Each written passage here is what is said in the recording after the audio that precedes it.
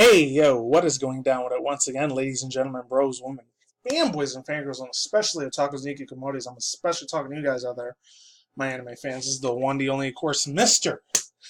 Nintendo Sony Freak 2011 aka Manny Wolverine, and of course, as always, um, SS Anime Manga Wolverine. Check me out on Twitter, Instagram, all the good shit. It's good to be freaking back. I cannot even tell you. 3 weeks have been gone. Almost 21 freaking days. I think the last video I posted was June 9th. I told you I was going to be back, and I'm back better than ever. I missed this like a few days before I left, but let me just talk about Boston. You probably skipped the first 4 minutes of this video. Holy crap, I've never seen so many Italian, Jewish, and like Irish, Scottish, freaking like alcoholic drink places in my life, because I only went to 2 places in Massachusetts out there. Well, besides Boston was Salem, Massachusetts, and like Providence, Massachusetts. I know there's one in Rhode Island, but there's one in Massachusetts. Where as hell it is? I've never been in the state of Massachusetts. The only place I was in the East Coast. This is the first time in almost 18 years I've been on the East Coast, so it's been a while. I had to get adjusted to it again. There's still a little like Italian mafias like Staten Island that still run shit over there, but I wasn't around there. I was in Massachusetts, so yeah, there's that. Other than that, thank God. I got to see my cousins for the first time in almost 18 years. Some of them were cool. Others were kind of like some ghetto-ass thug, yo, wiggity whoop motherfuckers, which pissed me the fuck off. But then again, when you're in a Dominican, Puerto Rican family, some of them are going to act like ghetto-ass black people. No offense to any African-Americans out there. Just saying, just putting it out there. But other than that, I had a lot of fun. I went to this little Star Wars thing. It was called Star Wars Secrets of the Empire. When I came back here, I decided to take 2 days off in LA, in Los Angeles. I was hanging out with my cousin over there, too. I had this VR virtual reality experience. It was like hyper reality, which was freaking amazing. You know me, I'm a big ass, besides being a Pokemon fan and Dragon Ball Z fan, I'm a huge ass Star Wars fan. And a Marvel DC fan as well. So, I'm nerd central right here, baby. All day, almost every day. And there was that. And what else did I see? Oh, I got this Dragon Ball Z keychain. I know you guys can't see it, but you can hear it. I'll show it to you when I do face cam next time. It's the 3-star ball. I wish it would have been the 4-star ball. And I got these little Pokemon figurine collections. Some of them were bootleg, but those 2 of them were legit. Was this Combuskin and the original Black Jinx, the band episode one from Gen 1. So those pretty cool. And I got a Suicune, a couple other ones, a Fable, and then I got a Scraggy one, which was really, really funny as shit to have. But other than that, that's all I had to say there in that part. And as far as Boston goes, my God, there's so much fucking sticky humidity out there. Being out here in Las Vegas for almost 18 years of my life. July 16 will be 18 years since I've been here, so a long-ass time in the 702 in this shithole of a desert half the time. And then I got to try this place. I'm not sure if any people had this on the East Coast. I think it was called Ted's Hot Dogs, or no, it's this laser tag spot. It's called, I think they might have it here in Vegas, too. It's called laser tag something. I don't remember what the name was, but it was really, I think it's called like Fort Battle Shot Laser Tag. I don't know. And then I saw a lot of other news about Smash Bros. And the only thing I got to say about that when I was over there, when I was watching E3 over there, as much as it hurts me to say this, Bethesda, I feel like they won this year. Bethesda was first, Nintendo was second, even though Nintendo won with the Smash Bros. Thing with Ridley's reveal and all that stuff, along with a couple other things. Sony and EA were the worst. I'm sorry. That Sony was really, really bad. The only 2 games that were real good there was the Spider-Man one and that Oran Sun. That was really cool in that Japanese game. That was like all the ninjas and Genjutsu Naruto looking things.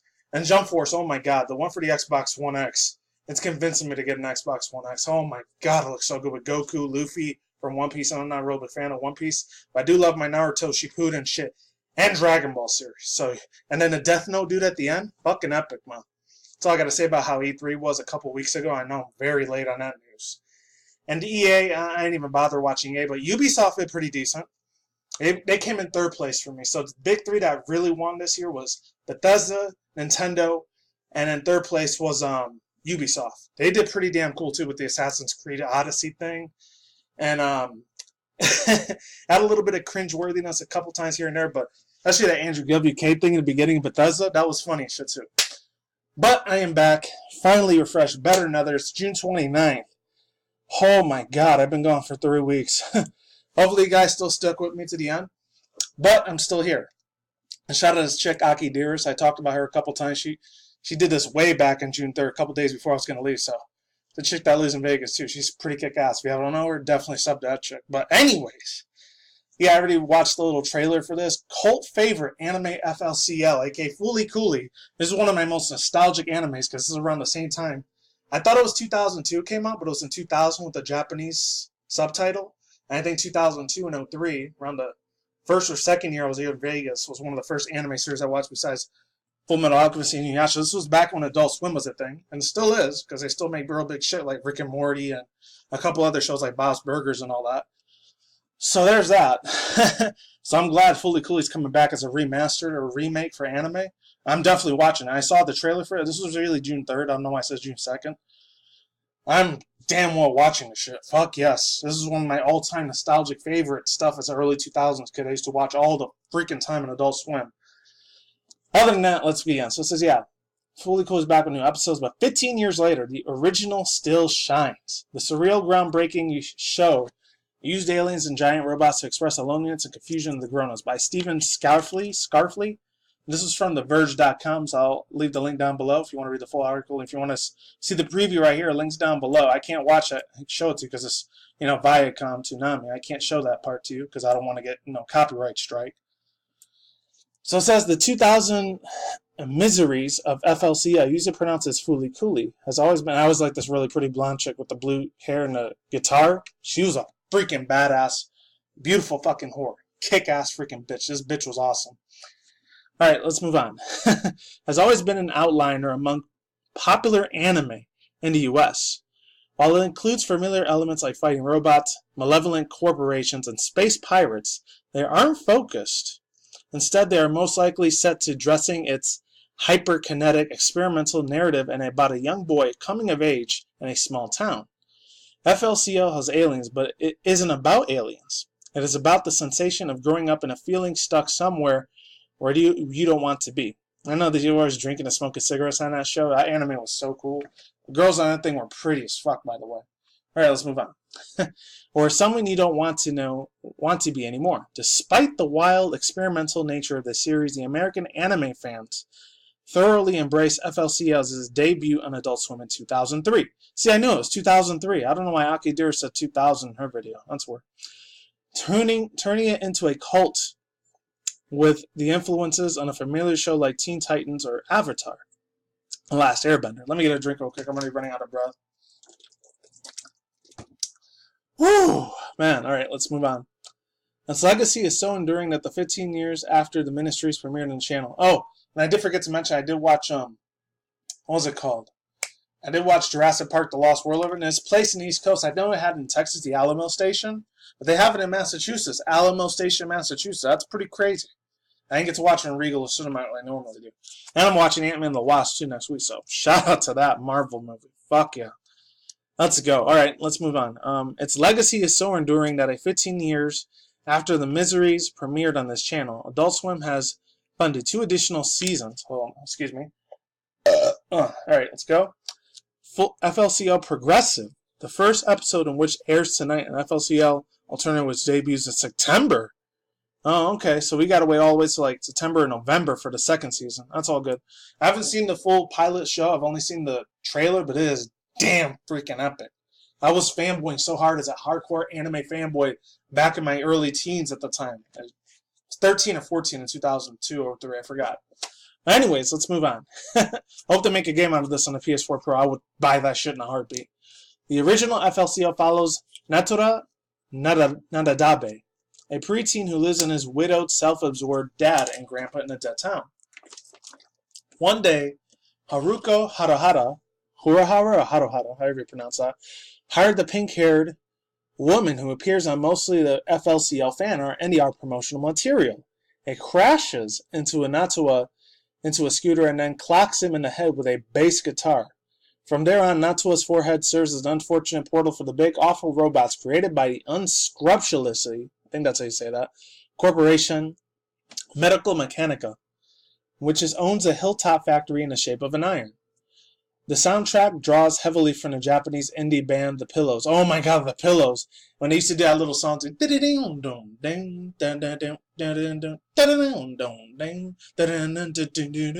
holy shit, that music for the anime was beautiful. Absolutely spot on, perfection to the T, my friend. You haven't heard any of their soundtracks in the Japanese one, The Pillows? They are the shit. They are the bee's knees. Straight out. Straight out jizz, man. Beautiful. This says, whose wristful band rocks are the alternate underscores of every climate. He has an early 90s, late early 2000s feel to it, too. The two FLCL series shift focus on a new protagonist, Regressive, following a 14-year-old Hiromi and her friend Idahe, as they encounter extraterrestrial beings which want to unlock their hidden potential. The only two anime series I'm watching is the Boku no Hero Academia, My Hero Academia, Steins Gate Zero. I haven't watched anything else so far this summer, but I'm going to watch a few more. And of course, MLP FIM Season 7, My Little Pony, even though I don't do videos on MLP. But let's move on. It's not entirely starting from scratch. However, the press release teases the appearance of the familiar names like Haruko Haruhara and Natsumoko. I think it's Otsumoska? Atomusk, I think that's what it was. As well as the special iconic Vespa scooter. From the original series, the yellow Vespa scooter with the peace exclamation mark. I remember that. While many of these touchstones are useful to know about in advance of the new series, why people care so deeply about the FLCL is tougher to pin down. It is not exactly accessible on the first glance. FLCL arrives with the force of Haruko's instrumental assault, determined to shove you in the full force. And this is what it was. Full as much flashy animation, meta comedy, and the legitimate melancholy, as well as you can take for its 20-ish minutes. 20-ish minutes, there we go. Each of the FLCL shows that practically demands repeat viewings to disentangle to the most of the stories for the noise. This is not a long-running series you can count on. Gingerly guide you through a widening plot. Each of the 6 episodes feels like a supercharged event where the story ends and just starts to make sense. But despite, I'm probably going to read the rest of it, you can read the half in your own there. Despite its eccentric and sometimes bizarre presentations, FLCL invokes the growing pains in the compilations of puberty as well as ambiguously phallic imagery, that's really disgusting but funny, in a far more relatable terms. While some of its individuals' elements don't always, quote, make sense, like why people swing guitars around that jokingly Hanna-Barbera Vigilant El Caborn, I don't know what that is, Caban, reminds me of one of the many questions, unquote.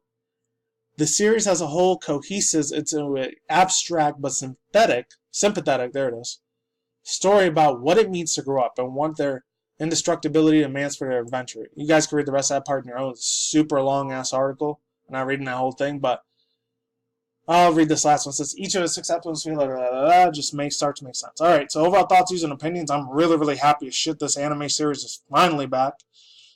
FLCL Progressive Alternative Combo Trail. Holy hell! I can't wait till November when this comes out, because I can see my yellow hair waifu chick again. She was such a hardcore chick.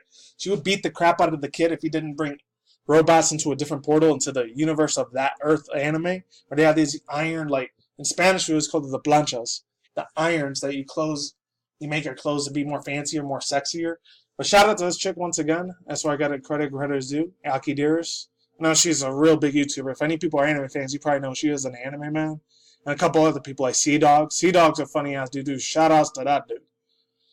Other than that, that's all I gotta say for now. I can't wait to make this a PS4 Pro game or Xbox One X game or even on PC. I'll buy it for the PC. Or even a mobile game for that point. Holy shit, the voice acting was really amazing, the original. Hopefully they keep it on to terms where they'll do a couple mentions to the spin-offs of cameo characters from the original Fooly, which will probably be adults by then. That's all I gotta say for now. This chick, when she rode in her scooter, she was really, really kick-ass. And that's it. Links to the description box down below. Card on the side if you want to see this trailer on your own. I'm done here. Peace out once again, ladies and gentlemen, bros, women, fanboys, and fangirls, and of course, as always, Otakus and hikikomoris out there. I will see you when I see you guys. A good day, have a good night, wherever you are at around the world. Don't drink smoke at the same time. Don't do anything reckless. Alright, so stay tuned for more article session reviews like video game industry news, anime manga news, internet news, and when September rolls around the corner. As always, I'm outdoor chat and breeze vlogs when it gets cooler out. And as always, ladies and gentlemen, take it easy, stay safe, late and goodbye, and I'll see you on the flip side. I'm gone, and take it easy.